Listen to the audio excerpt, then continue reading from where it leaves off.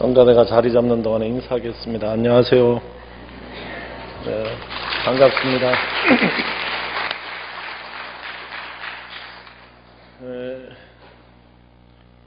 찬양단 이름 잊어먹었네. 히스 뭐예요? 히스파워네, 그죠? 찬양단하고 또 글로리아 성가대 찬양 감사합니다. 목사님 말씀처럼 제가 육순종 목사님 많이 후배고 존경하고 또 어렵게 이렇게 생각하는 선배님이신데 또 후배를 이렇게 불러서 청지기 수련은 중요한 거죠. 중요하죠. 이게 2017년도 시작하는 이런 중요한 기회에 말씀을 전할 수 있는 그런 기회를 주신 것을 감사드리고 어쨌든 와서 우리 성북교회 청지기이신 여러분들 만나서 기쁩니다. 오늘 1시간 저한테 주어졌는데 1시간은 저한테는 너무 짧게 느껴지는 시간이에요. 그래서 이 1시간에 도대체 무슨 얘기를 해야 되나. 그래서 마음을 차분하게 하자. 많은 얘기를 하려고 하지 말고 1시간 안에 다 많은 얘기를 짧게 듬성듬성하면 알아듣지도 못하고 그러니까 그런 마음으로 이 자리에 기쁘게 섰습니다. 성령 하나님께서 이 자리에 함께하여 주시기를 바랍니다. 본격적으로 얘기하기 전에 이 교회 오니까 부러운 것이 많은데 대체로 다 부러워요. 일단 교회가 이렇게 안에가 따뜻한 것도 부러워요. 우리 교회는 너무 추워가지고 겨울에는 양복 못 입어요. 넥타이 와이셔츠 못 입어요. 겨울에는 여기다 바발 입고 설교해야 되는데 너무너무 추워요. 하여간 뭐 왜 추운지를 설명하면 시간이 너무 아깝고 추워요. 겨울엔 춥고 여름에는 비가 새고 정신이 없고 근데 예배당이 너무 아름답고 이런 것도 부럽고 성가대도 어떻게 보통 오후에 성가대는 조금 덜 잘하는데 여기는 어떻게 이렇게 잘하세요? 정말 깜짝 놀라고 이게 다 부러운데 제일 제가 부러운 건 청년들이 이렇게 있다. 많이 있다. 뜨겁게 찬양한다. 이게 너무너무 부럽습니다. 청년들이 교회의 미래입니다. 여러분 그것을 아시고 여러분이 청년들 빼고 청년 아닌 분들이 여기에 왜 존재하는지 청년들 밀어주기 위해서 존재한다. 청년들을 키우기 위해서 존재한다. 이렇게 생각하시는 게 좋을 것 같습니다. 청년들이 헌금을 별로 안 하고 내는 돈보다 가져가는 돈이 많을 수도 있고 그럴 수도 있어요. 그렇게 생각하면 안 되고 이 청년들이 교회의 미래다, 꿈이다 이렇게 생각하시고 청년들이 부르는 찬양 이런 게 혹시 마음에 좀 안 들 수도 있지만 그러나 하여간 전적으로 청년들에게 좋은 후원자, 지원자들이 되어주시기를 바랍니다. 제가 목사님 개척하셨다고 했는데 개척교회는 아니고 오래된 교회인데 거의 개척과 다름이 없어요.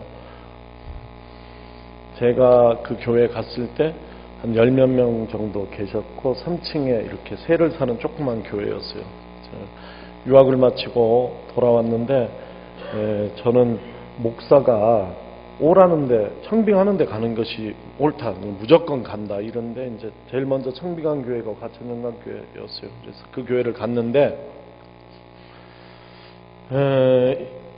이런 생각을 합니다. 목사가 하는 착각 중에 하나가 설교를 잘하면 교인이 는다 이런 생각을 해요. 그래서 어떻게 교회를 앞으로 세워갈까 해서 저는 설교밖에 설교를 착각해야 되겠다 이런 생각으로 정말 열심히 하는데 제가 굉장히 충격적인 얘기를 들었는데 그게 뭐냐면 제 교회 바로 뒤에 한신대 여기 지금도 하고 있어요. 한신대 신학대학원 전공도서관에 사서로 일하고 있는 김수남 선생이로 지금도 있어요. 팀장이에요. 그분이 바로 뒤에 사는데 예장교회 나가면서 우리 교회를 안 나오는 거예요. 저랑은 친구 같아요. 나이도 똑같고 옛날에 같은 교회에 섬겼었어요. 너무 서운한 거예요. 그래서 제가 찾아왔어요. 근데 그때도 이렇게 얘기를 하는 거예요. 왜 이분이 우리 교회를 안 나올까에 대한 제 머릿속의 생각은 설교가 마음에 안 드나? 이 생각밖에 없다니까요. 그래서 물어보는 거예요. 저기 설교 들어보셨어요? 좀 안 맞아요? 이렇게 물어본다니까 제가. 그러니까 아니래 설교 너무 좋대. 자기가 방송으로, 팟캐스트 방송으로 제 설교를 매주 듣고 있대요. 이상하잖아. 왜 안 오는지. 왜 신학대학원 신학교 직원이 왜 뭐 하려고 예장교회를 다니세요? 더구나 내가 왔는데 빨리 우리 교회로 와야지. 근데 안 와요. 그 다음에 두 번째 찾아서 아주 조심스럽게 또 얘기를 하니까 대답이 뭐냐면, 목사님 교회에는 교육 시스템이 없잖아요. 그렇더라고요. 그리고 자기가 늦게 낳은 늦둥이 아들, 나랑 동갑인데 그 아이가 지금 초등학생이에요. 그러니까 굉장히 어린 거죠.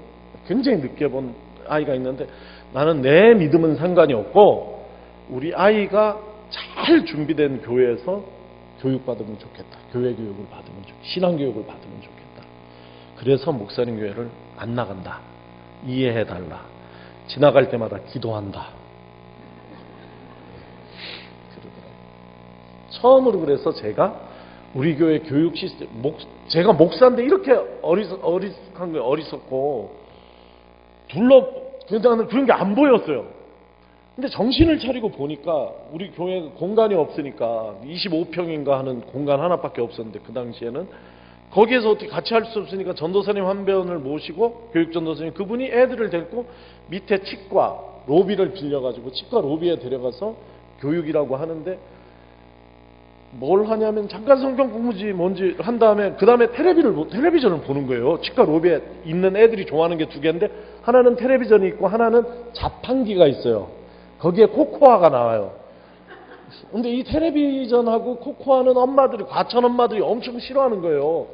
집에서도 텔레비 없는 집이 얼마나 많은데, 근데 교회 와서 맨날 애들이 텔레비전에 빨려 들어가요. 애들이 그 코코아 마시면서 기겁을 나는 그걸 몰랐다니까요. 그리고 주여, 참, 김수남 선생님 교회 안 나올 만하네.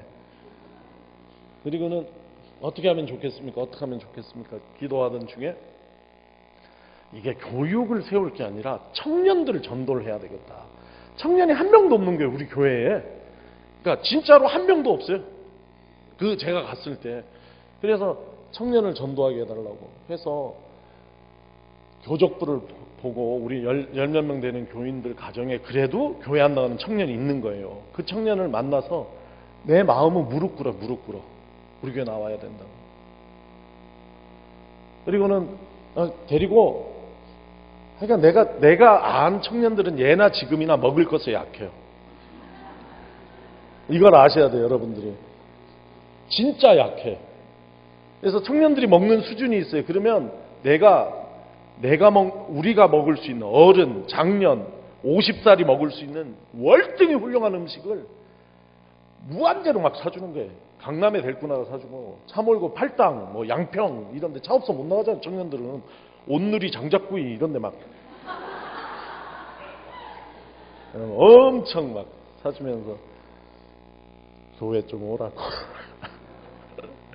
그렇게 해서 그 해에 7명을 전도했어요. 청년들 많이 했죠. 청년들은 먹을 것에 그만큼 약해요. 여러분 이 말을 믿으셔야 돼. 정말 먹을 것을 듬뿍 사주면은 흔들려요. 그 마음이. 완악하던 마음이 다 무너져. 얼마나 좋아요. 어른들은 이게 안 돼요. 청년들이니까 돼요. 청년들이니까. 그래서 그 7명의 청년들하고 2년을 성경 공부를 해서 주일날 오후 2시마다. 그리고 나서 이 청년들하고 어른들하고 해가지고 그 교회학교를 만든 거죠. 그렇게 했는데 지금은 교회학교가 어쨌든 선생님도 많고 아이들도 한 40명 정도 되니까 교회학교 많이 큰 거죠. 6명이었는데 거꾸로 선생님 한 명도 없었다 12명 됐고 12명 더 됐을 수도 있어 올해는. 그러니까 교회학교가 엄청 큰 거예요. 최근에 우리 교회 오는 분들은 전부 다 뭐라고 하냐면, 왜 우리 교회 왔냐면 목사 설교 좋아서 왔다는 사람은 없고 교회학교 교육이 좋아서 왔다 그래요. 작은 교회는 또 작은 교회대로 교회학교 교육을 잘 살릴 수가 있어요. 근데 제 얘기는 이것의 핵심이 동력이 어디서 나오냐면 청년들한테 나온 거예요. 청년들이 없이 우리 교회 목회가 됐을까? 나는 우리 교회 청년들도 이제 지금부터 2월 첫 주부터 이렇게 1시 반에 따로 예배를 드리기로 해서 이제까지 어른들하고 같이 드리다가 이제 청년 예배가 이런 식으로 생기는데, 없는 데서 이렇게 만들어가는 것이 얼마나 힘들고 날마다 조마조마하고 청년이 많을 때는 막 15, 20까지 갔다가 또 다도 그렇게 또 다 취직이 되라고 기도해도 고민이고, 또 모였다 흩어졌다 모였다 흩어졌다. 그런데 그래도 이 청년들이 이렇게 요새 예수 믿기가 얼마나 어려운, 우리 때하고 달라요. 우리 때하고 다른 이 시대에 이 청년들이 이렇게 여기서 예배를 드리고 하나님 찬양하고 있다는 것을 여러분도 저처럼 눈이 멀지 마시고 확 영안이 열려서 이게 얼마나 소중한 건지 여러분 아시고 청년 대접하는 데 힘쓰시기를 바랍니다. 이 교회, 성북교회는 나이가 많은 교회인 줄 알지만 교회 역사가 오래되고, 그러나 청년이 살아있고 청년들이 활동적이고 청년들이 대접받는 것으로 인근 일대에 소문이 다 나면 좋겠습니다. 간절한 마음으로 권면합니다. 저는 오늘 좀 큰 얘기를 하려고 해요. 청직이 이런 태도 저런 태도로 살아야 돼, 이런 얘기는 많이 들으셨을 것 같고, 그래서 제가 한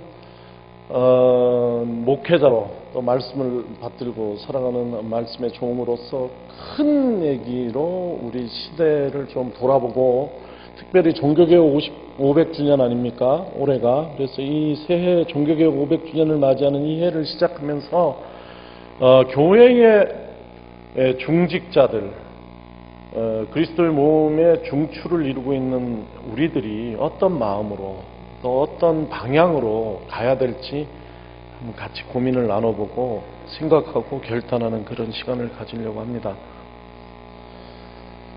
한국 교회는 역사에 길이 남을 만한 엄청난 성장을 했습니다. 초대교회가 보여준 성장만큼이나 가파르게 성장한 것이 이 기록이 잘 없어요. 종교사회학자들의 분석에 따르면, 초대교회 얘기는 하지 않겠습니다. 초대교회 이후에 그만큼 급하게 성장한 집단은 미국의 통일교입니다. 문시 집안이라는 뜻이에요. 문선명, 미국 통일교가 그만큼 빠르게 성장했어요. 제가 지금 하는 얘기는 로드니스탁이라는 종교사회학자가 쓴 책이에요. 한국에 번역되어 있어요. 책 제목 잊어먹었어요. 로드니스탁으로 검색하면 나와요. 그런데 그분이 몰랐던 게 있어요. 한국이 기독교가 미국의 통일교 못지않게 빠르게 성장했어요. 여러분 생각해 보세요. 한국이 천주교 대략으로 200년, 개신교 100년 잡는데 그 전에 한국이 무슨 국가였습니까? 종교적으로? 유교와 불교였어요. 불교와 유교. 기독교 몰랐어요. 그런데 복음이 들어와서 개신교 천만을 헤아리는 그런 나라가 됐지 않습니까? 그거는 놀라운 일입니다. 그만한 빠른 성장을 이룬 나라가, 보여준 나라가 없어요. 그러니까 정말로 성령께서 함께 하셨다 이렇게 고백할 수밖에 없는데, 교회에서 뭘 물으면 전부 다 성령이 함께 하셨다, 이게 답인데 그 답이 맞기도 하고 틀리기도 해요. 그러니까 제가 묻는 거는 뭐냐면, 성령이 어떻게 역사하셨냐, 이거를 우리가 한번 생각을 해보자, 이런 얘기입니다. 제가 볼 때는 한국 교회가 일어나는 데는 큰 계기가 두 가지가 있었어요.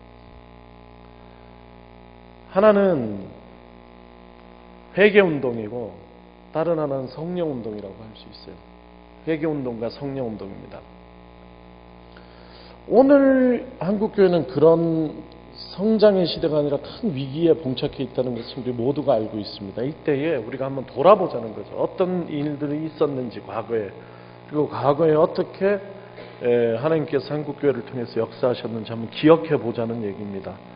더 많은 얘기를 할 수 있지만 제가 두 가지 얘기를 하는데, 하나는 회개운동, 하나는 성령운동입니다. 회개운동을 통해서 교회는 한민족 속에, 한반도 속에 자리를 잡습니다. 이때 이 회개운동은 누가 처음에 세례받았냐, 누가 처음에 예수를 믿었냐, 누가 처음에 목사가 됐냐, 신부가 됐냐, 성경 번역을 누가 했냐, 이런 차원이 아니라 교회가 확산되고 교인들이 많이 막 부흥이 일어나는 그런 계기가 됐다는 거예요. 어디서 이런 회개운동이 있었는지 아시죠? 107년, 지금으로부터 110년 전에 평양에서 있었죠. 평양 대부흥운동이 있었습니다. 이 평양 대부흥운동의 주인공 중에 한 사람이 누구냐면 길선주 목사님, 그 당시 장로님이셨어요. 이분이 1월 2일부터 1월 15일까지 열리는 부흥회, 강사가 길선주 장로님 혼자가 아니에요. 많은 선교사와 목사들 같이 했는데, 그곳에서 아니 무슨 부흥회가 보름 동안 하네. 보름. 영하 30도. 여기에 낮에는 모여서 분방 공부를 하고 어른들이 전부 다 저녁에 모여서 부흥회를 하는데, 부흥 사경회를 하는데, 여기에 저녁 되면 1,500명이 모여서 예배를 드린 거예요. 그때 길선주 장로님을 중심으로 해서 강력한 회개 운동이 터졌어요. 성령이 그 마음에 역사하셔서 내가 지은 죄를 하나님 앞에 잘못한 것을 고백하고 회개하는, 그리고 돌아서는 그런 운동이 있었대요. 그러니까 많은 사람들이 그 자리에서 같이 회개하는 역사가 있었고, 이 회개 운동이 선천, 신의주, 공주, 대전, 대구, 목포, 광주 이렇게 막 퍼져나간 거예요.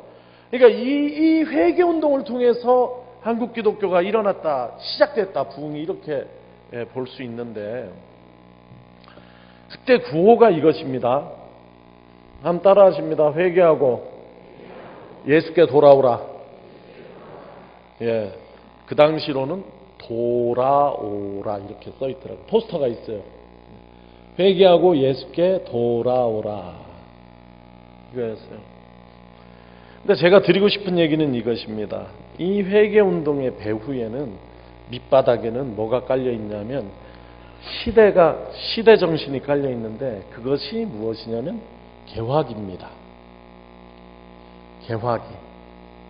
그러니까 1900년대 초반은 한국이 봉건에서 근대로 나가는 시대예요. 한국이 그동안에 문을 닫고 살았다가 이제 새로운 문물을 막 받아들이기 시작하고, 받아들이려는 마음이 열리고, 새 것에 대해서 사람들이 궁금해하고 받아들이려는 그런 민감한 마음들이 막 일어날 그런 시절이에요. 이걸 개화기라고 얘기하지 않습니까? 회개하고 예수께 돌아오라는 말에는, 이거는 전적으로 100% 순수한 신앙의 언어같이 보여요. 그런데 이 회개하고 예수께 돌아오는 언어가 개화기를 품은 거예요. 개화기에 딱 맞는 신앙적인 언어예요, 이것이. 회개하라가 무엇입니까? 도라스는 회개하라 이렇게 얘기를 하는데, 회개하라 할 때에 다른 언어는, 이게 신앙의 언어가 회개하라면 이쪽에 사회적 언어는 뭐냐면 이게 구습타파입니다. 구습타파. 구습이 뭐가 있습니까? 타파해야 될 그 당시에 술 먹고 술 마시지 말고, 아편하지 말고, 도박하지 말고, 첩질하지 말고, 애들 때리지 말고, 이런 게 구습타파예요. 그렇게 살아오던 삶을 그만두고 예수께 돌아오라. 이게 예수께 돌아오라는 것은 완전 신앙의 언어죠. 근데 예수께 돌아오면, 교회에 오면 기독교가 뭘 제공했습니까? 거기에 신사고, 신사상, 신문화, 신교육, 신의료, 이걸 제공했죠.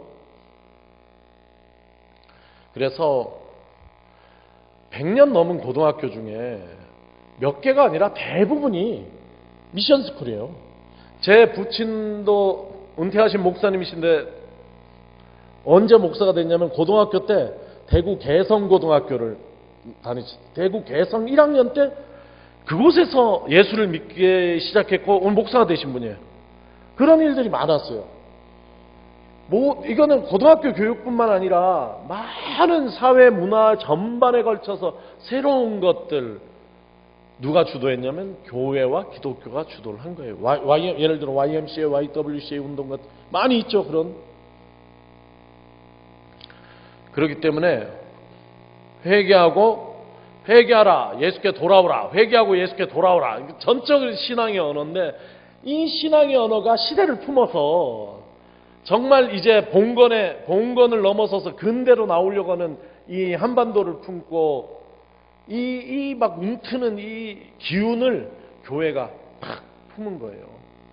그래서 교회가 사회와 함께 호흡하고 기독교가 세상보다 한 발짝 앞서 나가는 그런 분위기가 그때 있었다. 그러니까 단순히 회개운동만 가지고 된 것이 아니라, 회개운동하는 이 신앙운동과 사회가 같이 갔다 이런 얘기입니다. 그래서 그때 회개운동을 우리는 계몽주의 운동이라고 할 수 있어요. 회개하고 이렇게 계몽하는 거잖아요. 이렇게 살아보라, 이렇게 살아보라, 좀 새 삶을 살자. 이게 하나의 큰 흐름이 됐습니다. 교회가 일어나게 되는데. 두 번째는 1970년대로 건너옵니다. 1900년도가 회개운동이었다면 1970년대에는 무슨 운동이겠습니까? 성령운동이에요. 성령운동이 뜨겁던 시절. 대표적인 사건이 몇 개 있어요. 1973년도에 빌리그리암 목사를 모시고 5.16 광장에서 빌리그리암 초청 전도대회를 했어요. 기억나세요? 여의도 광장이 그때 5.16 광장이라 그게 비행 활주로였거든. 활주로. 아무것도 없어요. 지금 LG 뭐 이런 거 아무것도 없어요. 아파트 아무것도 없고 여의도 순복음교회만 서 있고 아스팔트만 있고 나머지는 흙이인 그곳에 빌리그리암 목사를 모시고 거기서 전도대회를 한 거예요. 그때 100만이 모였어요. 그리고 이어서 1977년도에 이번에는 외국에서 사람을 모시지 않고 민족 복음화 대성회를 했어요. 민족 복음화 대성회라는 걸 물론 이런 것이 전부 다 군사 독재가 한 일에 이게 우미나 정책에 완전히 종교에다 묶어놓으려는 이런 걸 했지만 거기 간 사람들 마음이 그게 막 완전히 군사 독재가 모은 것은 아니다 이렇게 볼 수 있어요. 그 하나의 계기가 됐는데 선용했는데 1977년도 민족 복음화 대성회 며칠간 이어졌습니다. 그때 총 주제가 무엇이냐면 따라하십니다. 오직 성령으로 총 주제였어요. 그때 낮에는 100만이 모이고 밤에는 30만씩 모여서 기도했어요. 거기. 그때 계셨어요, 거기에? 옆에 분에게 물어보세요. 옆 사람에게 물어보세요. 그때 거기 가셨어요?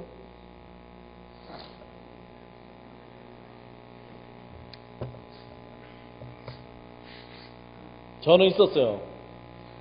초등학생이었어요. 그때 나는 누가 설교했는지도 기억 안 나고 아무것도 성령 충만을 받아야 된다는 이거는 내 마음속에 있었어요. 그때는 성령 충만의 시대예요. 모든 설교가 성령 충만을 받으라고 기걸리고 우리 기독교인들의 소망이 뭐냐면 성령의 충만을 받는 것이었어요. 그러니까 막 5.16 지금은 아스팔트에 무릎 꿇고 기도하라 그러면 안 할 거 아니에요. 하시겠어요? 그때는 다 그렇게 했어요. 거기에 모여가지고 30년이 밤에 주여 성령 충만을 달라고 난 어린 내가 무슨 성령을 그렇게 알았나 모르겠어요. 근데 그냥 기도하는데 초등학교 때 그때 기억나세요? 그날 밤에 성령의 역사가 막 엄청나게 일어나기 전에 비가 엄청 왔잖아요. 장대비가 내리는 소나기가 막 비가 내려서 엄청. 어른들이 막 다 도망가더라고. 그래서 어린 마음에 눈 뜨고 기도하면서 막 저렇게 비 온다고 도망가서 언제 성령의 충만을 받겠다. 계속 기도했는데 비가 안 그치고 너무 세게 와가지고 저도 여의도 침례교회로 도망가서 잠을 잤어요. 거기서. 그러던 시절이에요. 부흥회마다 성령 충만을 얘기를 하고 그래서 그거 받기를 그렇게 사모했어요. 어떻게 하면 성령 충만을 받냐. 부흥사 목사님들이 와가지고 그렇게 가르쳤는지 몰라. 소나무를 뽑으면 성령 충만을 받는다고 가르쳐줘가지고 우리 고등학교 때는 마석기도원 막 생겼을 때 처음 생겼을 때 마석기도원 이뻤어요. 주변도 이쁘고 앞에 개 우르르고 그 흐르는 개천이 맑아서 물 떠먹고 그랬어요. 거기다 머리 감고 그랬어요. 그러던 마석기도원에 가가지고 낮에 올라가서 만만한 제일 약해 보이는 소나무 한 그루 골라놓고 뽑아보려고 밤 되면 저녁 집회 끝나고 컵라면에다가 달걀 삶은 거 2개 넣어가지고 든든히 먹고 파카 입고 눈에 빠져서 밤에 올라가가지고 그 낮에 맡아놓은 그 가느다란 소나무를 붙들고 주여 성령 충만 뭐 그런 거 안 해봤어요? 안 해봤어요? 소나무 안 뽑혀요. 겨울에 삭 갖고 파도 안 뽑혀요. 땅이 얼어있고. 그래도 그냥 목사님 얘기하시니까 그 말을 믿고 그러다 목사 됐어요. 제가 그래서 순진하게 막 이렇게 고등학교 때마다 겨울마다 알파성에 가가지고 소나무 흔들다가 그런 시절이었어요. 근데 이 성령운동의 바탕에는 뭐가 놓여 있습니까? 아까 제가 개화기 바탕에는, 회개운동 바탕에는 개화기가 있다 그랬잖아요. 성령운동의 바탕에는 뭐가 있습니까? 산업화입니다. 산업화는 뭘 전제로 하냐면 인홍이 뭔지 아시죠? 산업 구조를 개편하는 거예요. 이 나라에 1차 산업 농업 안 해요. 2차 산업 제조업으로 바꾸는 거예요. 제조업을 하려면 뭐가 필요합니까? 값싼 노동력이 필요해요. 그러니까 농사 지으면 못 먹게 살게 만드는 거예요. 그리고 전부 어디로 오라는 거예요? 서울로 오라는 거잖아요. 수도권으로 올라오라. 그래서 지금 시골에 사람이 없어요. 노인들밖에, 젊은 사람이 없어요. 그때 1년에 60만 명씩 10년 올라왔어요. 600만 명이 올라왔어요. 시골에서 고등학교도 제대로 마치지 못한 청년들이, 젊은이들이, 정말 어린 청년들이죠. 이 어린 청년들이 그 노동자가 되겠다고 영등포, 구로, 안양, 구포 이렇게 내려가는 이쪽 공단으로 다 올라왔잖아요. 600만이 올라온 거예요. 얼마나 열악한 노동 환경입니까? 노동 환경이 얼마나 열악하면 전태일 열사가 분신을 했겠어요? 근로기준법을 지키라 너무 당연한 요구를 하면서 거기서 분신한 거잖아요.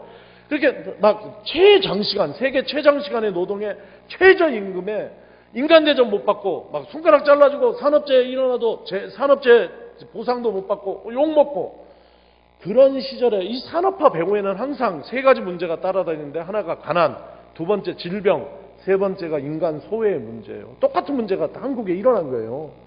이게 성령운동의 배후예요. 성령운동의 토양이에요. 힘들 때 누구 보고 싶어요? 엄마 보고 싶잖아요. 엄마.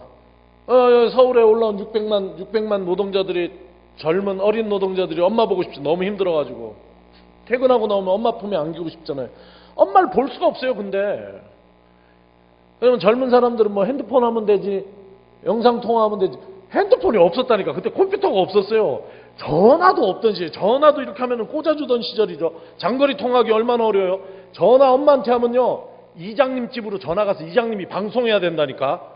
누구네 엄마 집에 와서 전화 받으라고. 그럼 밥 깔다가 가서 전화 받아야 돼. 전화를 어떻게 해요? 엄마를 볼 수 있는 게 1년에 2번밖에 없어요. 학교 운동장에다가 언제입니까? 엄마 보는 게? 설날하고 추석에. 버스 세워놓잖아요. 버스 위에 이렇게 써있어요. 고흥, 김제, 익산 뭐 이렇게 써있는 거 아니에요? 그러면 그 버스 타고 한번 갔다 오는 게 엄마 보는 거예요. 그러니까 엄마를 볼 수가 없어요. 너무 힘든데. 엄마 품에 안겨서 막 울고 싶은데, 그때 교회가 무슨 역할을 했냐? 엄마 역할을 한 거잖아요. 너무 힘든 사람들, 울는 사람, 그 울음을 받아주게. 그러니까 막 인홍해가지고 서울로 떠나온 이 지치고 힘든, 수고하고 무거운 짐진자들이 교회 와가지고 엄마 부르고 우는 대신에 아버지 부르고 우는 거야. 아버지, 하나님 아버지 부르고 우는 거잖아요. 막 하나님 아버지 마음껏 통곡하면서 엉엉엉엉 울 때에 낮아진 마음으로 막 하나님 부르면서 하나님 앞에 매달, 그 절박함이 있었어요. 이거는 막 내가 이렇게 하면 죽는다, 이런 절박함이 있었다고.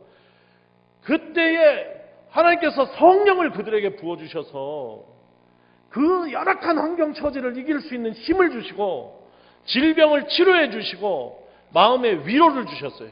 그게 성령운동입니다. 교회 와가지고 다 위로받았어요. 교회 안 오면, 안 온 사람들 중에 많은 사람들이요, 너무 힘드니까 다 소주로 이겼어요. 그러나 교회 다니는 사람들은 소주 먹고 소주로 이길 시간에 와서 기도를 했어요. 그러면서 교회 나가는 것이 그래도 사람이 어떻게 할 수 없는, 그 당시에 이게 제도적으로 해결할 수가 없는 문제들이었는데, 그 시대에 막 하늘의 힘을 받아가지고 한번 이겨보자, 막 그런 운동이 성령운동이었다. 옆에 분에게 또 물어봅니다. 저 사람 하는 얘기가, 저 우진성 목사 하는 얘기가 맞는 얘기입니까?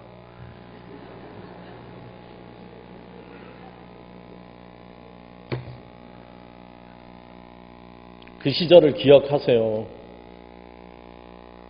근데 제가 하는 얘기는 이거예요. 회개운동과 성령운동에 기반해서, 회개운동 제가 계몽주의 운동이라고 얘기 드렸는데, 계몽주의 운동과 성령 운동에 기반해서 한국 교회에 일어났어요.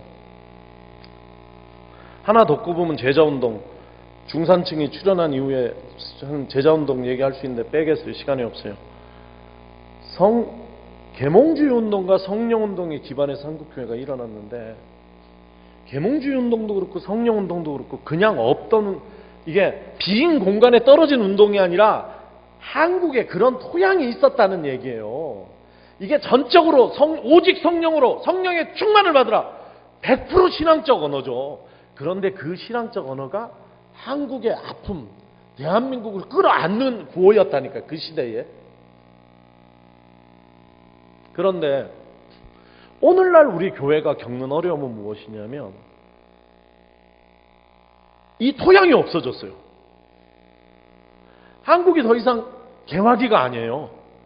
계몽주의 하는 데가 아니에요. 계몽주의 시대를 살고 있잖아요.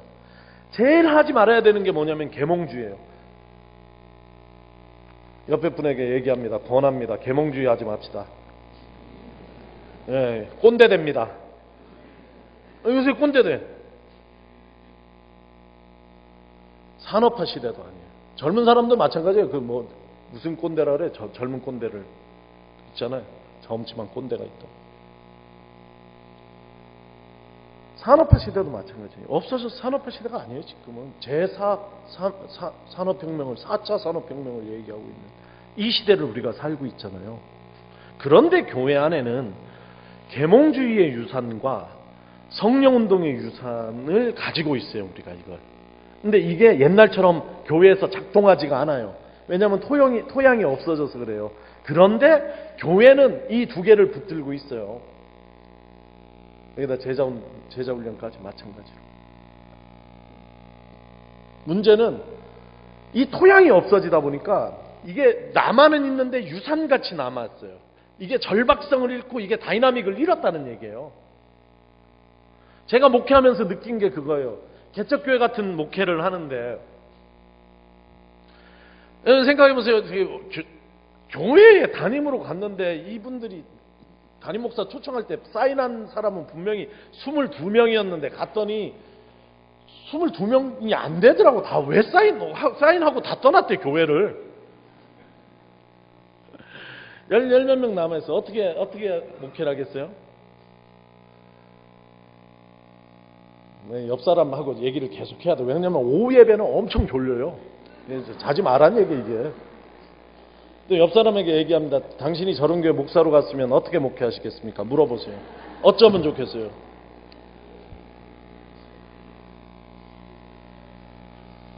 우리 청지기 여러분, 제가 부탁드리면 하십시오. 물어보세요. 이렇게. 한쪽으로는 저는 계몽주의 세례를 받은 사람이에요. 그러니까 무슨 생각을 하냐면 강연회를 해야 되겠다, 이런 생각해요. 그리고는 과천 시내 나가서 이렇게 플랜카드 걸린 거 보는데 강연회 할 게 없어요. 왜? 이미 지자체와 시민단체가, 무슨 정당도 왜 이렇게 많아? 다 해요. 플랜카드 걸 데가 없어요. 그 안에 무슨 교회가 이렇게 삐집고 들어가서 할 만한 게 없다니까요. 그래서 제가 겨우 찾은 게 뭐냐면 와인 광좌예요. 이렇게 발음이 안 되지. 한글로 하는데. 교회는 지난 2000년간 끊임없이 와인을 마셔온 와인 전문가입니다. 제 명분이 이거였어요. 성찬식을 통해서 계속. 그러므로 교회야말로 와인에 대해서 이야기할 수 있는 최고의 권위를 가지고 있습니다. 이렇게 했는데 우리 교인들이 좀 웃기지 마시고, 목사님. 하지 마라. 교회에서 왜 그런 걸 하냐. 뭘 좀 하려고 그러면 교인들이 다 웃으면서 교회에서 왜 그런 걸 하지 마라. 그렇잖아요. 계몽주의 시대가 지났어요. 저희가 초년 목회, 전임 목사를 전임 전도사를 한 곳은 군포 공단이에요. 민중교회 했었어요. 저는 야학을 했어요. 전도사로서 제가 주로 하는 일이 노동 야학을 했었어요.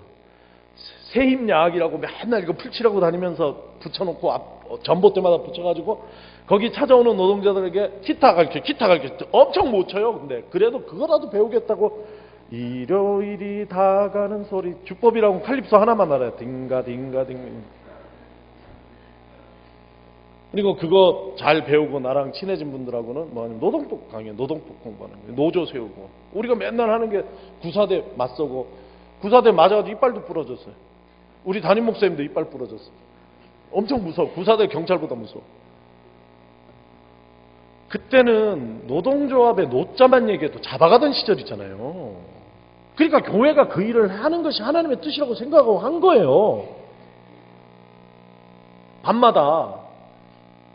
근데 1991년도를 기점으로 대한민국의 노동운동이 자유화됐어요. 그리고는 석탑노동문제연구소를 비롯하여 엄청나게 전문가들이 노동문제, 노동운동을 하는 거예요. 노동문제 연구소 세우고. 그러면 교인들이 전도사한테 노동법을 배우겠어요? 전문가한테 가서 배우겠어요? 다 전문가한테 가가지고 교회가 한 50명, 40명 모이다가 쪽 빠져가지고 폐교했어요, 교회. 못 일어나고. 말씀 중심으로 했었어야 되는데 노동법 중심으로 해다가 장렬하게 순교한 거예요. 주어진 시대에 자기 몫을 다하고. 그런 거예요. 한글을 교회가 가르쳤잖아요. 교회가 한 것들이 얼마나 많이 있습니까? 계몽주의 시대에. 정말 교회가 한 아름다운 거 긍정적으로 평가를 해야 되죠. 근데 지금은 시대가 계몽주의 시대가 아니고 교회가 자신들을 계몽할 걸 기다리지 사회가 기대하지 않는다니까요. 이런 시대를 우리가 살고 있어요. 또 한쪽은 성령운동이에요. 성령운동은 어떤 현상으로 일어났냐면 병고침. 그죠? 우리 어머니 그때 유방암 3기 말기 판정받으셨어요. 그러면 그때 병원 가야 되는데 그 당시는 아프면 병원 간다는 생각을 못 할 때예요. 병원은 옵션에 없었어요. 그때 병원 다니신 분은 그래도 좀 사신 분들이에요. 그러니까 어떻게 했냐면 죽는다고 해가지고 우리 자식들 불러서 어머니 유언하셨어요. 가나 초콜릿 사주고. 처음 먹어봤어요, 가나 초콜릿. 어머니 친척들 다 와서 인사했어요. 잘 가라고. 그런데 그 어머니가 기도하는 중에 하나님의 치유의 은사를 체험하고 병이 낫고 오늘도 살아계셔서 오늘 우리 교회 와서 예배 드리셨어요. 참 인색하다, 그죠? 아멘이. 누구도. 우리 엄마 살았다는데. 가장 인색한 반응이었어요. 그래도 그런 시대였어요. 그때는 막 서부 이천동의 현신의 권사 이름 들어보셨어요? 이런 분들 해가지고 기도하면서 막 하던 시절이었어요. 근데 지금은 의료보험 들어왔잖아요. 옆에 분에게 물어봅니다. 아프면 어디 가시나요?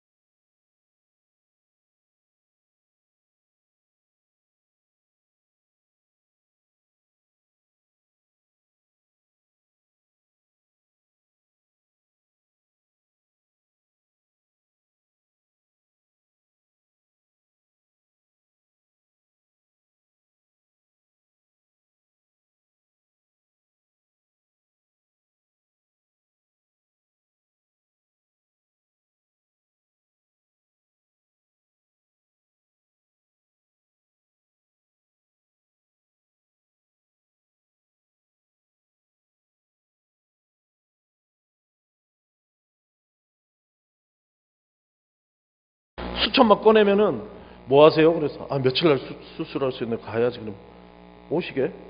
가야죠. 그럼 목사님이 병원에 뭐하러 와요? 기도해야죠. 가서. 기도는 교회에서 하세요.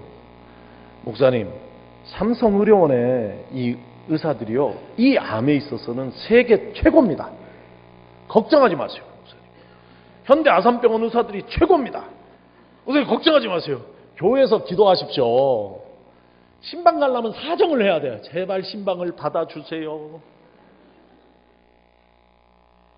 시차가 있어요. 과천이 좀 빨라. 제가 볼 때는. 어디 전주에 제가 존경하는 이영재 목사님, 저랑 같이 성경과 설교연구원 하는 이영재 목사님 교회는 며느리가 사준 밥솥이 고장났다고 안수해달라고 목사님 불렀거든요. 얼마 안 된 얘기예요. 그래서 그 밥솥을 껴안고 기도를 하셨대. 그래서 내가 이러려고 영국 가서 박사학위를 받아왔나 자괴감이 들었대. 근데 다행히 그 밥솥이 치료받아서 불을 꽂았는데 불이 들어왔다는 거야. 할렐루야. 동네마다 틀려요. 동네마다. 그러나 흐름이 그렇다는 얘기예요. 그러니까 우리도 기도할 때, 목사도 기도할 때 옛날 같으면 병마가 떠나갈지어다 기도했는데 요새는 의사들의 손을 사용하여 주시옵시고 한치의 실수도 없게 하여 주시옵시고 약발이 잘 듣게 하여 주시고. 기도가 바뀌었다니까. 기도를 받는 사람도 크게 나을 것, 내 기도 때문에 나을 걸 크게 기도를 하진 않는 것 같아. 안 그래요? 성북교회는 조금 그래도 믿음이 더 우리 교회보다는 좋으실 줄로 알아요. 우리 아버지가 개척을 하셨어요. 나이 55세. 나와서 개척을 했어요. 장로님들하고 안 좋았어요. 오래 안 좋다가 우리 어머니께서 일을 딱 쉽게 만들어 주셨어요. 당회하고 나오는 장로님들에게 마태복음 23장 말씀 읽어 주셨어요. 크게 성경을 안 보고 독사의 자식들아, 해칠한 무덤 같은 새끼들아, 회개해라. 그 다음 날로 쫓겨났어요. 저쪽에 가서 엄청 지하실, 제가 전혀 개척교회 같은 것에 대한 거부감이 없고 작은 교회 하는데 두려움이 없는 것은 제가 개척교회를 해봐서 그래. 그때 우리 가족이 다 모였어요. 아버지가 다 불렀어요. 다 자기 교회 때려치고 우리 다 밑에 다 목사, 삼남매인데 전부 다 목사 다 모여가지고 그 지하실에서 스티로폴 깔고 그 위에 장판 하나 깔고 비가막 8군데 세고 창문이 하나도 없어요. 사람이 못 사는데 그곳에서 교회를 일으키는데 그 교회가 일어난 게 놀랍죠? 놀랍게 일어나요. 나는 신기해. 왜 이 사람들이 우리 교회로 오는지 모르겠어요. 옆에 벽돌로 잘 지어놓은 교회가 있는데 왜 우리 교회 오는지 막 자꾸 물어보고 싶어요. 근데 그 교회 몰려와서 1년 만에 지하실 탈출하고 5년 만에 교회를 짓고 지금 새 교회를 다시 아버지 은퇴하시기 전에 짓고 은퇴한 교회가 광명시 영직교회예요. 어떻게 일어났냐? 우리 아버지는 귀신을 쫓는 은사가 있으셨어요. 많이 봤어요. 저는.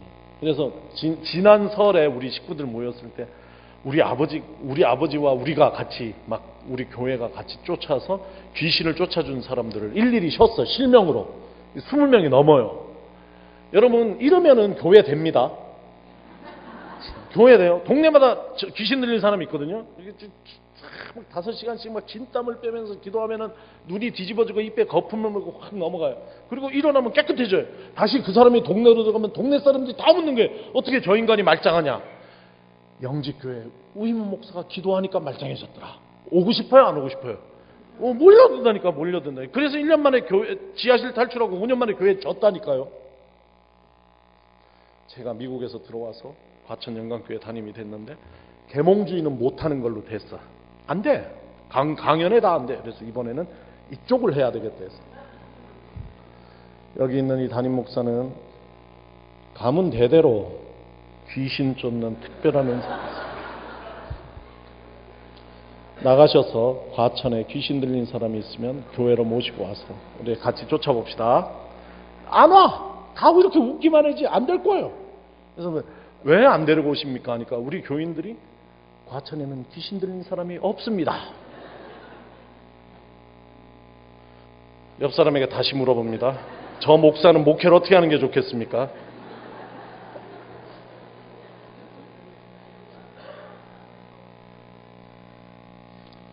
옛날에 우린 이 목회를 했거든요. 옛날에요 한글 가르쳐주고요, 옛날에요 노동법 가르쳐주고요, 옛날에 강연회 하고요, 옛날에 이것하고 저것하고 이게 복음이었어요. 이게 교회의 활동이었어요. 이게 목회였어요. 옛날에요 병자를 치료하고요, 귀신을 쫓아내고요, 이거 해서 교회가 일어난 거예요. 지금은 교회에 이걸 기대하지 않는다니까요. 목회는 어떻게 하면 좋겠어요? 목회는 어떻게 하면 좋겠어요? 너무너무 힘들어지는 거예요, 목회하기가. 성북교회 어떤지 모르겠는데 장례식도 요새는 장례식장에서 다 가져가요. 목사가 할 수 있는 게 거의 없어요. 화장터 갈 때 진짜 가운 잘 입고 눈치 빠르게 딱 껴들어야 기도라도 한번 하지. 그 사람들이 너무 잘해요. 막 무슨 진짜 옷 입고 눈이 확 그냥 깜짝 놀라게 막 눈이 이렇게 하니까 목사가 언제 들어가야 되나, 잘못하면 욕먹겠다 이런 생각. 그렇게 하다 기도 한번 못 한다니까요. 지금은 우리 동네 저기 예식장 새로 생겼는데요, 플랜카드 크게 걸린 게 뭔지 알아요? 주례 없는 결혼식 해드립니다. 다 가져간다니까요.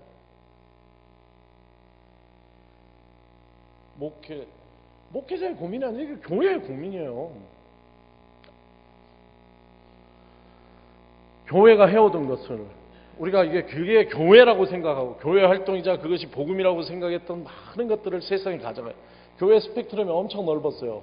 이쪽부터 이쪽까지. 근데 교회가 하던 걸 다 가져갔다니까요. 이 시대에 우리는 어떤 교회, 어떤 신앙의 방향을 우리가 좌표로 삼아야 될 것인가 하는 것이 제가 던지는 질문입니다.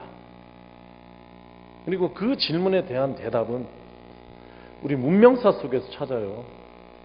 그것은 종교개혁에서 찾고, 그것은 르네상스에서 찾고, 인류가 보여줬던 지혜, 그것은 무엇이냐면 이 혼란스러울 때, 가장 어려울 때는 기본으로 돌아가고 본질로 돌아가는 것이에요. 그게 종교개혁이고 그것이 르네상스였어요. 그러니까 많이 우리가 건강할 때는 막 힘이 뻗칠 때는 이것도 하고 저것도 하고 그냥 펼쳐놨는데 조금 약해지면 어떻게 해야 돼요? 빨리빨리 정리하고 나를 잘 추스려야 되잖아요. 그러니까 나라고 할 수 있는 거, 나의 본질, 나의 베이직, 이렇게 얘기할 수 있는 게 뭐냐? 교회가 이리로 돌아가서 이 힘을 키워야 될 때거든요. 지금 그게 무엇이냐? 또 옆에 분에게 물어봅니다. 자는지 안 자는지 눈도 확인하시고 주무시는지. 뭘 해야 돼? 교회가 본질이 뭡니까? 교회.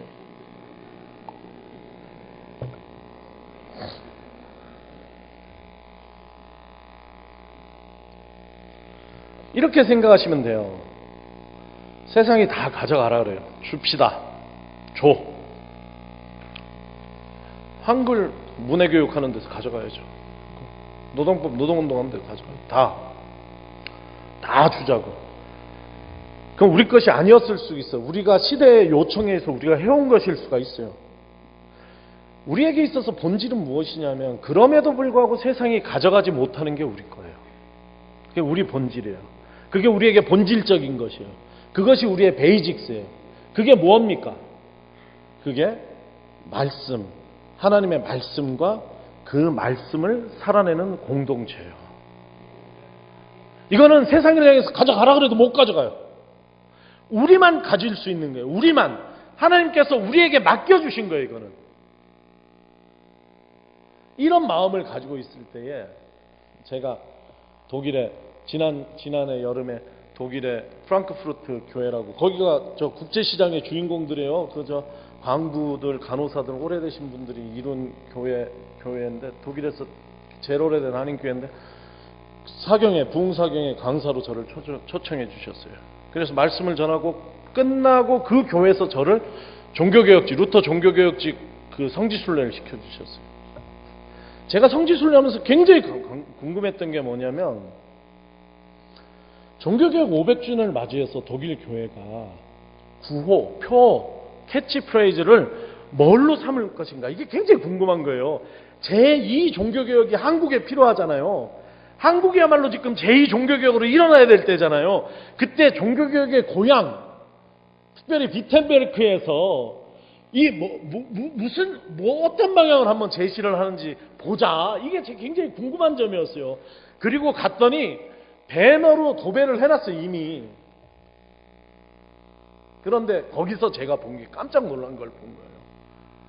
아망팡 바다스폴트, 독일어로 그래요. 영어로 In the beginning was the word예요. 엔 아르케 엔 호로고스, 헬라어로 그래요. 태초에 말씀이 계셨습니다. 너무 단순하잖아요. 처음에 딱 그걸 보고는 제가 좀 시시하다는 생각이 들었어요. 뭐 또 좀 자극적이고, 뭐 좀 선동적이고, 막 우리 가슴을 막 들끓게 하는 막 그런 표 없나? 종교개혁 500주년인데? 그런데 시간이 가고 그것을 묵상할수록 이것이야말로 가장 적절한 종교개혁의 표다. 500주년에 태초에 말씀이 계셨습니다. 이것은 말씀으로 돌아가자는 얘기잖아요. 말씀의 우월성을 인정하자는 얘기잖아요. 말씀을 따라 살아보자는 얘기잖아요. 이게 너무나도 단순하면서도 또 그것이 500년 전에 종교개혁이 그렇게 일어난 것이고 우리가 돌아가야 될 기본이구나, 이게 본질이구나 하는 것을 확인하게 됐어요. 뭐 더 좋은 표 생각나는 거 있으세요? 종교개혁 500주년 맞아서? 저는 이것, 태초에 말씀이 계셨습니다. 태초가 어떤 시간입니까? 태초는 천지가 창조되기 이전에 하나님만 계신 시간을 태초라고 얘기해요. 그때 하나님이 누구와 같이 계셨냐면 홀로 계시지 않냐고, 로고스, 말씀으로 번역된 로고스와 함께 계셨다. 이 로고스는 어떤 분이시냐면, 이 로고스는 독생자라고 얘기하잖아요. 독생자 뜻이 뭔지 아세요? 독생자, 아들이에요? 하나님이 어디서 아들 낳으셨어요? 독생자는 뜻이 뭐냐면 유일하게 하나님에 의해서 창조되지 않고 하나님으로부터 나온 분이라는 얘기예요. 나왔다. 그게 독생자예요. 모노게네스, 헬라어로. 영어로 only begotten. 비겟됐다는 게 하나님이 크리에이트 하신 분이 아니라 유일하게 하나님으로부터 begotten 하셨다. 나셨다는 게 하나님으로부터 나오셨다는 분이에요. 그러니까 세상이 원래 하나님 한 분밖에 안 계셨는데 지금은 이 천지 만물이 있잖아요. 어떻게 이 하나가 매니가 됐을까? 이게 성경의 큰 주제 중에 하나인데, 모든 다른 매니는 무엇에 의해서 만들어져? 모든 것은 창조되셨다는 거예요. 하나님에 의해서. 그러나 무엇만, 로고스, 이분은 하나님으로부터 나신 분이다. 그래서 하나님을 그대로 품고 있으신 분이에요. 하나님을 담아내신 분이에요. 이 하나님이 하나님이시죠. 그러니까 손을 이렇게 해보십니다. 여기 손을 떼십니다. 요만큼만 뗍니다. 이게 나신 거예요. 나신 거. 하나님으로부터 나오셨다는 얘기예요. 이분은 나오셔서 하나님을 그대로 담으셨어요. 여기에 마치 이거 쏘고 있었어요. 나 이거 쏘는 거 되게 부담스러워하는데. 특히 위에서 쏘는 거는 엄청 깜짝깜짝 놀라게. 나 이거 나오는지도 몰랐네. 이거 앞에서 쏘잖아요. 이런 거 말고 진짜 더 큰 프로젝터는 뒤에서 쏴요. 뒤에서. 리어 프로젝터라고 얘기합니다. 이거 프론트 프로젝터예요. 지금 저거는. 리어 프로젝터의 경우에 뒤에 광원이 뒤에 있는 거예요. 스크린 뒤에. 근데 이 스크린이 없다고 생각해 보세요. 여러분은 뭘 봅니까? 스크린이 없다고 해보세요. 뭘 봐요? 강한 빛을 보죠. 강력한 빛을 보는 거예요. 그래서 그 빛이 주는 메시지를 알 수가 없어요. 그저 눈부실 뿐이에요. 그죠? 그런데 앞에 스크린이 무엇을 담습니까? 뒤에 빛을 담잖아요. 담아서 우리에게 보여주잖아요. 그것을 통해서 우리가 그 빛의 메시지를 알 수 있잖아요. 이 스크린이 누구냐 하면 로고스에 이렇게 하나님을 담아내셨다, 그런 뜻이에요. 이 이야기가 히브리서 1장 3절을 번역하면 이렇게 나오는데 다음에 얘기하겠습니다. 아니, 얘기할 수가 없어 지금. 최고의 강사는 시간을 딱 맞추는 강사예요. 그래서 이 예수가 이런 분이세요. 이 로고스가. 그런데 이렇게 계시지 않고 하나님과 이 사이에 사랑이라, 하나님 사랑이라 그러시니까 하나님의 혼자 계시면 하나님의 사랑이라는 요한일서 4장 말씀 성립이 안 돼요. 로고스가 있어야 하나님의 사랑이란 말이 되는 거예요, 말씀이. 그런데 이분이 여기에 머물지 아니하시고 인간의 몸을 입고 이 땅에 내려오셨다. 따라하십니다. 여기 계신 분은 선지하신 말씀, 선지자 미리 계셨다, 먼저 계셨던 말씀, 로고스. 이분이 따라하십니다. 화육하신 말씀, 예수 그리스도가 되셨다. 그리고 그리스도께서 올라가신 이후에 예수 그리스도에 대한 증언과 예언과 증언의 말씀이 우리 손에 남은 거예요. 이게 뭡니까? 기록된 말씀. 기록된 말씀이 성경이에요. 그러니까 우리가 가지고 있는 이 성경, 태초에 말씀이 계셨습니다 할 때 그 말씀은 이 성경을 이야기하는 것은 아니에요. 태초에 말씀이 계셨습니다. 요한복음 1장 1절의 말씀은 로고스, 선지하신 말씀, 하나님으로부터 나와서 하나님을 담고 계셨던 영적인 존재, 그분을 얘기하시는 거예요. 그러나 이분이 인간의 몸을 입고 이 땅에 오시고 우리에게 무엇을 남겨주셨냐면 기록된 말씀, 성경을 남겨주셨다. 우리는 이 성경을 붙들고 있는 거예요.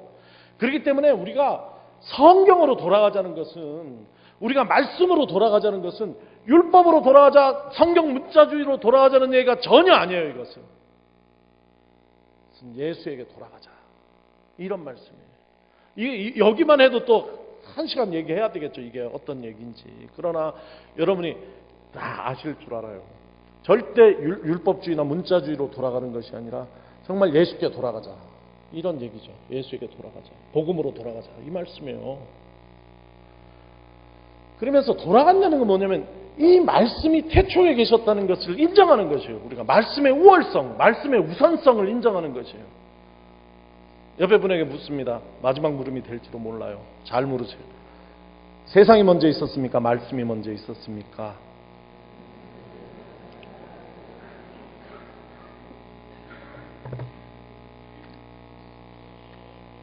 우리는 많은 경우에 세상이 있고 말씀이 거기 더해졌다고 생각을 해요. 그런 경우 말씀은 지혜의 말씀이고 자기개발의 말씀이고 윤리적인 말씀이에요. 그런데 성경은 뭐라고 얘기했냐면 태초에 말씀이 계셨습니다, 이렇게 얘기를 하는 거예요.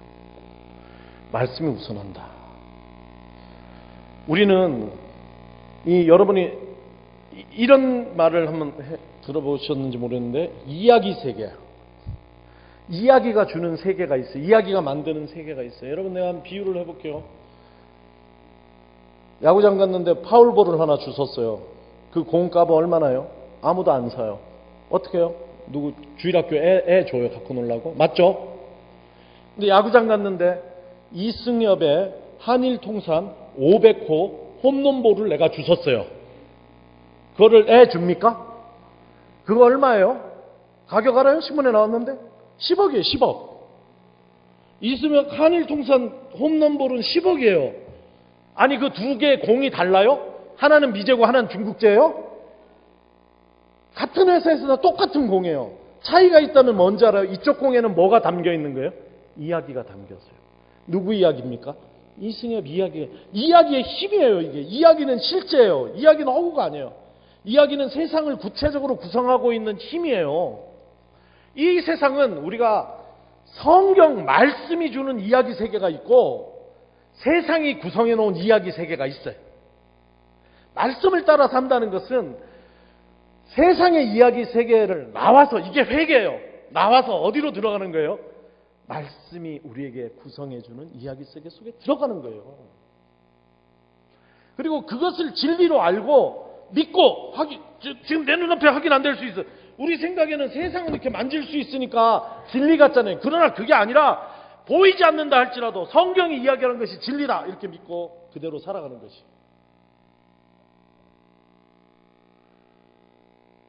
예를 들어서 세상의 이야기 세계 속에서는 뭐라고 얘기하냐면 돈이 많으면 행복하다 이렇게 얘기를 해요. 큰 기둥 중에 하나예요. 그러니까 돈을 추구하고 살아라. 남을 이겨야 내가 산다. 다 여기서 하는 얘기예요. 이게 학교에서도 얘기해요. 이게 영화에서도 얘기해요. 이게 드라마에서도 얘기해요. 이게 신문에서도 얘기해요. 이 교회를 제외한 모든 곳에서는 이 담론이 통하고 있는 거예요. 작동하고 있어요. 근데 교회는 뭡니까? 말씀의 세계는 가난한 자는 복이 있다. 마음이 가난한 자는 복이 있다. 지금 우는 자를 하나님께서 꼭 위로해 주실 것이다.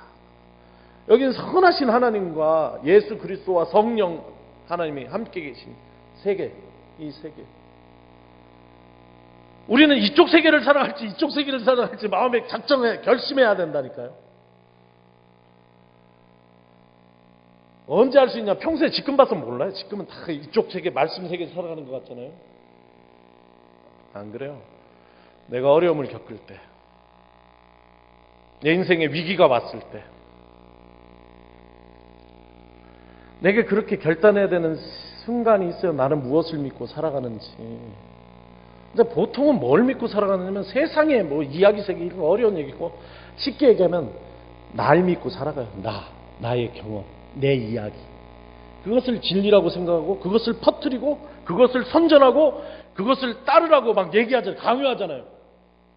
안 해요? 재직회 때, 당회 때, 공동회 때 내 이야기 최고라고 그렇게 하는 이것이 아니라 누구라도 이것을 내려놓고 어디로 와야 되는지 이쪽으로 와야 돼요. 말씀 세계로 와서 말씀의 이야기 세계 안에 진리가 있다는 것을 인정하고 살아가는 것. 그런 사람들이 어떤 사람이냐면 말씀을 살아가는 공동체를 이루는 사람들이에요. 이 말씀은 죽은 문자예요. 성경에 있는 말씀은 죽은 문자예요. 죽은 문자. 그 자체로 그 어떤 의미도 없어요.